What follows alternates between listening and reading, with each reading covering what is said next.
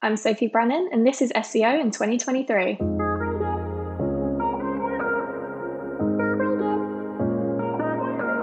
Sophie, what's your number one SEO tip for 2023?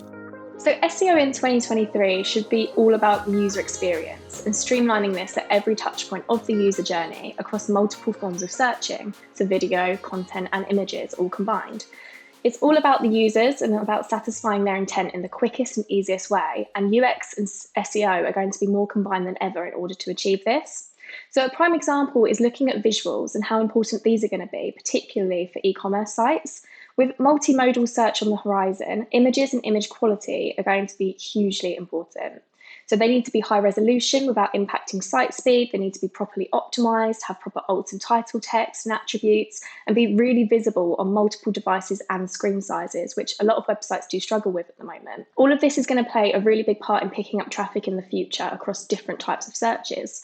There's a lot of talk about the next generation of searchers and how they want to get access to information quickly and easily without really reading reams and reams of content. So all of the talk we've been hearing about TikTok as a search engine more recently. Multimodal search is going to be a big player in that, with the help of Google Lens in particular. So we've definitely seen some really interesting things from Google Lens since that was introduced and how this is developing over time. We've also got the helpful content update, which is rolling out currently, which could have an impact on all of the sites that have loads and loads of content, but none of it's actually that helpful. And maybe an image or a video could be more helpful for that particular subject. So as you can see, everything's going to need to work a lot more closely in the future, and user experience is going to be a big part of that.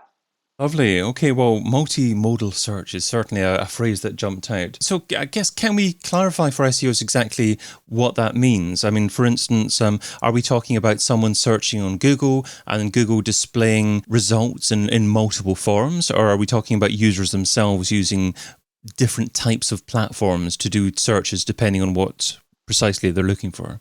So it's a little bit of both. So the way I like to describe multimodal search is more around the way searchers are searching for things. So that's using multiple platforms, but also using new technologies in order to do this as well. So I mentioned about Google Lens. So the whole purpose of Google Lens is that you basically take a picture of an object, or maybe if you're looking for a dress or a type of shoe, something like that.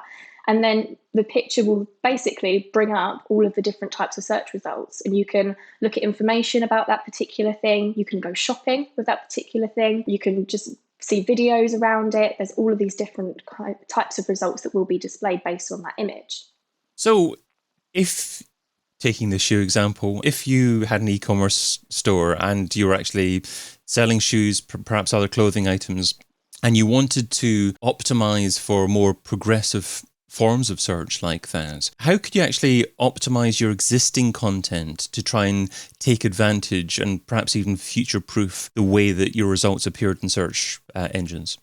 So I think going back to the basics is really important with this. There's not so much in terms of information around, is there a particular way you can optimize for multimodal search? Are you going to have to do certain things in order to be visible? But making sure that the images are of the highest possible quality. So if you're taking a picture of something, your images or your product is what's going to be showing there. It's most visible. Making sure that it loads quickly, making sure it loads on multiple devices. I see this all the time on e-commerce sites where, depending on if you're on an Android or you're on an iPhone or desktop, laptop sizes, screen sizes, the images just move around, or they're just not quite the best resolution. You can't really see what you're trying to purchase. Mm-hmm. So just really reining it back into that more user-friendly side of things, and just being on top of the latest developments, just being experimental with what you're doing, making sure your alt text and your title text are really well optimized for the types of things people might be searching for, but without going overboard with it. You're going to need to do a lot of experimentation over kind of the next few months, next few years, while this really starts to develop,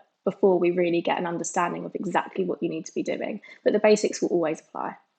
Okay, so staying on optimizing images, are you saying that it's best to use a CMS that will perhaps automatically create images in multiple different sizes that are optimums for different platforms and deliver the best version for whatever device people are viewing the image on? So that's definitely one way to do it. It's also really important that you're doing more of a manual test as well. You can't always just rely on automation. A lot of CDN platforms, so such as Cloudflare, will also be really good at being able to do that for you. They can import and export the images and show the images in certain formats, certain sizes, dependent on the devices. But again, just making sure that the original image is of a really high quality without impacting site speed. And this is the important thing here. And I don't want people to take my tip away and go, great, let's get loads of high res images all across the sites, and then everything slows down and we can't actually access the site in the first place. It's all about finding that balance. And roughly pixel size, how would you define a high-res image? Again, it's very difficult to say exact numbers with that, because a lot of the time people will say, oh, a high-res image is a certain number, but actually it's not always the case. It's about how it displays. So it's, again, testing, making sure that you've got that experiments going on. Understood. So if the image doesn't take up the whole page, then a high res image could be 600 pixels if it's just a small section of a page. And if it's the whole page, then obviously if it's any less than 1920 by 1080, then it's not good. Or for the full screen, Test would you again. test and test again? Okay, could be 4K, but the answer is test. See what people like. Exactly. Just make sure it doesn't slow it down. Okay. Understood.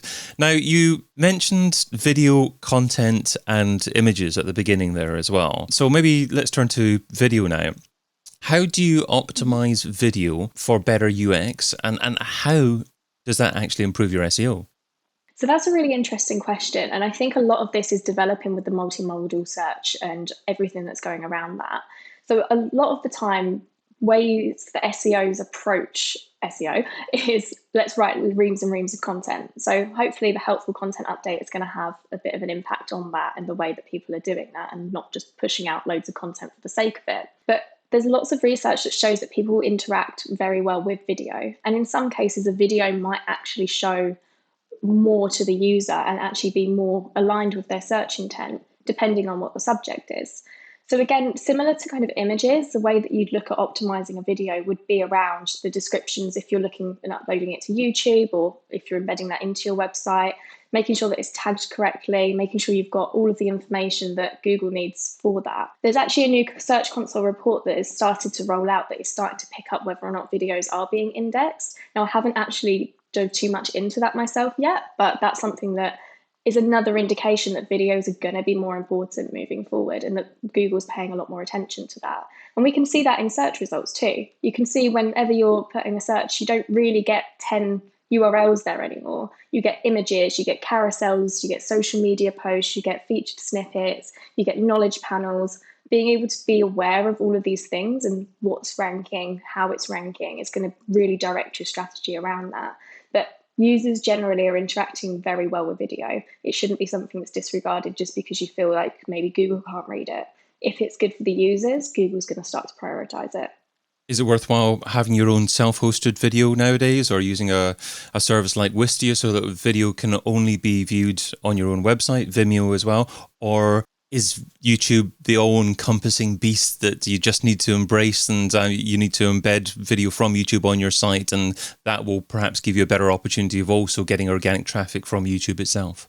Yeah, I think YouTube is always going to be a big player in the market. And again, with the way search results are, you can see Google does prioritize YouTube quite rightly, and as it would.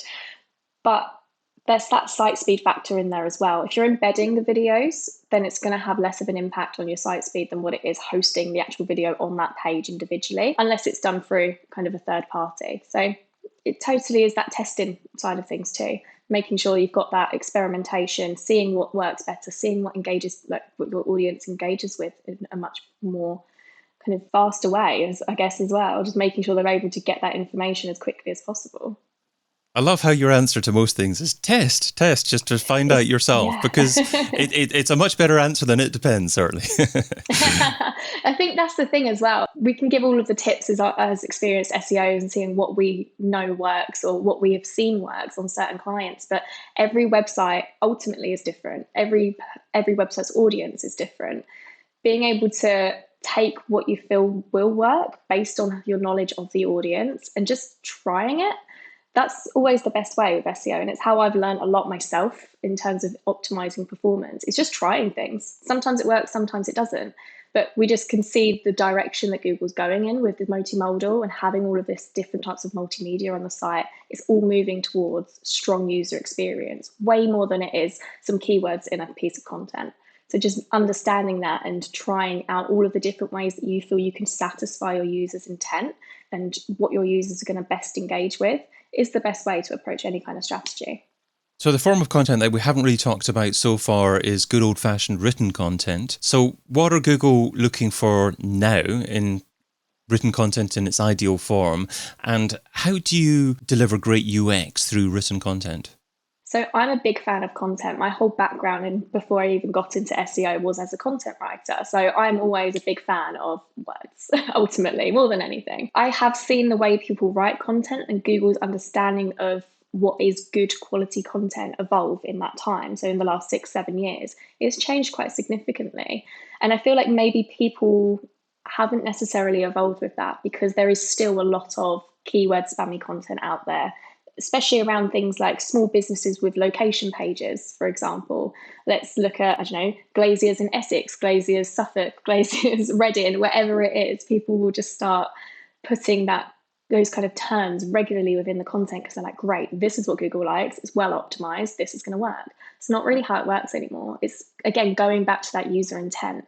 Knowing a topic, being an expert in that topic and in that field is vital. So we've got the EAT guidelines. We know that. We know that that's something Google's looking at. Not necessarily a ranking factor, but a good indication of what they see as good quality content within the search quality rater guidelines. But having really comprehensive content around a subject that you know is going to engage your users and is relevant to what you're offering, so whether that's a product or a service, no matter what industry you're in. Making sure you've got strong authorship and the people who are writing that or who are checking that content off, whoever that content's going to be associated to, is also going to be a strong signal and is also really important because, and moving more into health, finance, the industries that are typically impacted quite heavily with big algorithm updates that are content focused, it just showcases that expertise even further. I also am a big fan of making sure that we're not just putting 750 words, 500 words, 1,000 words, just because the SEO told me to do so on, say, an e-commerce category page. Having a big chunk of content right at the top and people can't even find the products that they're looking for. It's about that balance. And again, I'm a very big fan of content. I don't think content's ever going to die out, but we need to understand the audience. We can see with users of things like TikTok, I'm not a fan of the platform myself. I don't actually use it, but the Gen Z generation, millennial generations and beyond want information quickly. So big rooms of content aren't necessarily going to help. The way I typically will focus a content strategy is understanding my audience, knowing who I'm trying to target, what kind of stages of their user journey I'm trying to target, being really available at every single touch point of that consumer journey as well. So having content that is focused around their issues. Ultimately, people will search for something when they've got a problem or they're trying to find something, they understand what that is. And then every single point of that journey through to the point of conversion.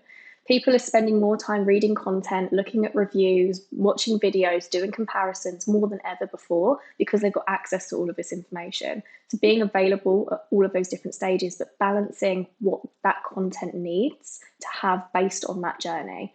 So would you really want a whole PDF document, massive, huge ebook at the point where people are going to convert? No, you want them to convert. You want them to see the big USPs of the company. You want them to see why you're better than your competitors. So that's the kind of content you'd want at that stage. But maybe if they're not quite sure what their problem is, or they're kind of trying to understand what they need, and obviously you're trying to offer what they need, then maybe that's where more of the informational content is going to come in.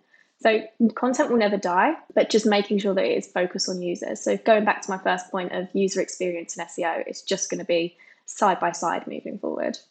Now, something that's been part of SEO ever since internet marketers knew how Google operated is links. Now, is it possible to improve what you're doing from a links perspective, from a UX perspective as well? That's a really interesting question. I think from a UX perspective, it's very difficult to align that with links, so to speak. But what you can look at is your creative content, having really strong creative content that is really user-friendly, that acts as an asset. And that's the kind of thing that people will naturally want to link back to anyway. So things like really strong video content, that's going to be really great for user experience. But if it's a really valuable asset, it provides a lot of information, then you might find as part of a digital PR campaign, that's going to be a really valuable asset to drive links back to the website. So it's finding that balance, again, the testing process that I mentioned there, but Links isn't going to be something that dies out anytime soon, but how we build those links and how we gain those links is going to be something that continues to change with things like digital PR over time. So you've shared what SEO should be doing in 2023. Now let's talk about what SEOs shouldn't be doing. So what's something that's seductive in terms of time, but ultimately counterproductive? What's something that SEOs shouldn't be doing in 2023? So this kind of goes off of what I was just saying about kind of the helpful content update and what kind of content we should be doing, what you shouldn't be doing. And hopefully, fingers crossed, the helpful content update that Google's rolling out currently is going to be a good part of this. But don't just push out content for the sake of it. Don't just try and chase trends. Don't just try and be going viral just because something major is happening in the world when you don't actually know what you're talking about with that subject. So don't just push content out for the sake of it. Don't keyword stuff content. And it sounds like really basic advice, but this is the kind of stuff we're still seeing day to day. Maybe it will eradicate over time. We will hope so. And a lot of SEOs are hoping this is what this update's going to bring, but we are still seeing it. So in 2023, let's just make sure all of our content is really hyper-focused on our audience, what they're searching for. Don't just push out content for the sake of it. Sophie Brannon is Client Services Director at Absolute Digital Media, and you can find her over at sophiebrannon.com. Sophie, thanks so much for being part of SEO in 2023. Get your copy of SEO in 2023, the book, over at seoin2023.com.